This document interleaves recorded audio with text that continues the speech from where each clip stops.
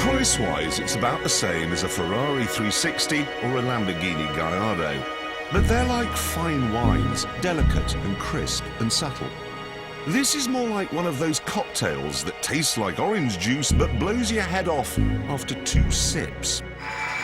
And if you add water, you're going to wind up with some serious rum spin.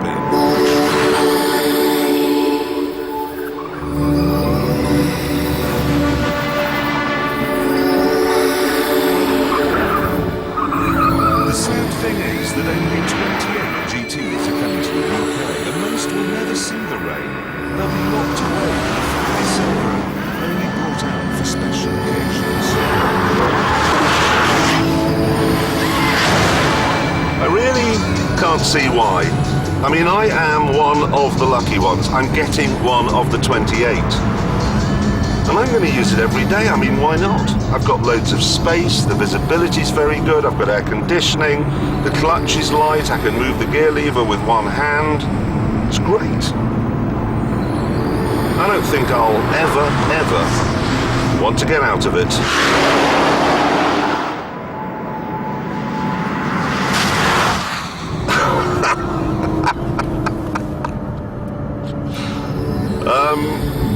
I've run it out of petrol. That's how much I love it. I'm still not going to get out of it, though. So, has it not got a very big tank, then? No, 17.5 gallon fuel And you tank. used all of that going around our track? Yeah. So, what does it do to the gallon, then, Jeremy? 4. Sorry?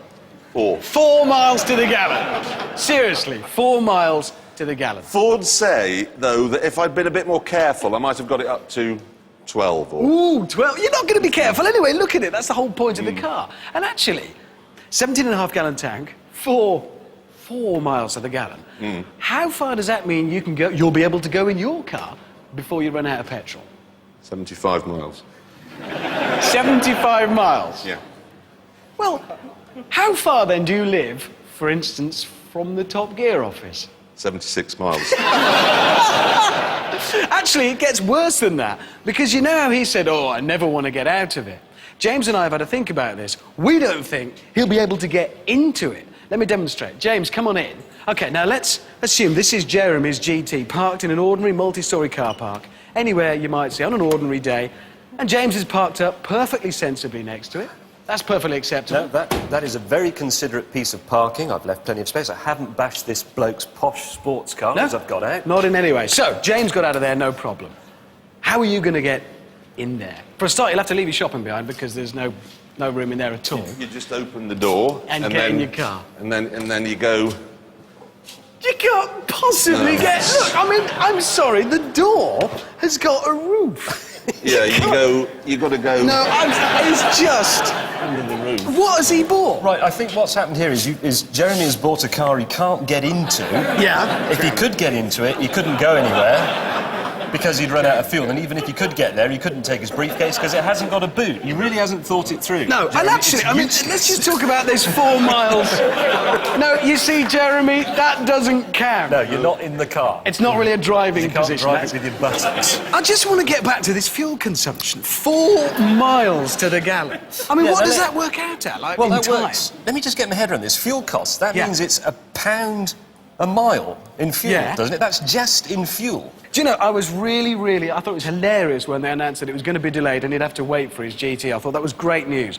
Actually, it can't arrive quick enough and start ruining his life. I can't wait. I've got some old jerry cans on my Land Rover. You could strap those to it, made with fuel in. Jealousy is a cruel mistress. It's not as cruel as OPEC. I think it's probably time to find out how fast it goes round our track. Yeah, if you can get enough fuel in it to do a lap, obviously. If we can do that, because the original GT40 was built to beat Ferrari at Le Mans. Now, this one has been built to beat that. Ferrari 360 CS. That's the Challenge Stradale, that's the one that's basically built for the track. So, we handed the Ford over to something else that drinks a lot of petrol. The Stig. Oh, he goes. Lots of wheel spin there. Now, of course, 212 miles an hour, this is much faster than the Ferrari, but that doesn't matter here. It's all about front-end grip. Going in nicely into the first corner. Whoa, bit of a slide.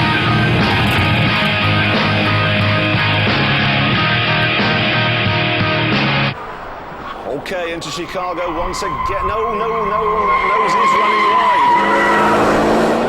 GT40 has 150 more brake horsepower than the Ferrari and twice as much torque, but it's American, so of course it won't be as good through the corners.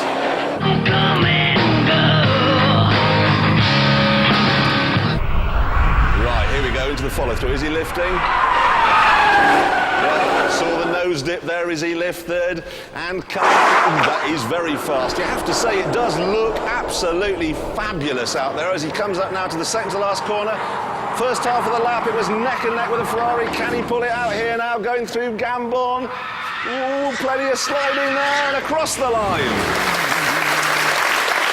Now look, it was never going to beat these two, was it? The hypercars, as we No, call I mean, them. they cost 3 times more. Yeah. They're like £320,000. But This is the big one. Now, the producer of the show has actually bet me £5 that the Ford cannot beat that Ferrari. He says that it weighs a lot more and that because it's American, it doesn't do handling as well as a Ferrari. I argue that the sheer power of that is going to pay dividends. I'm genuinely excited about You don't this. know, do you? I've no idea. So it had 122.3 to beat. 121.9. Whoa! Yes!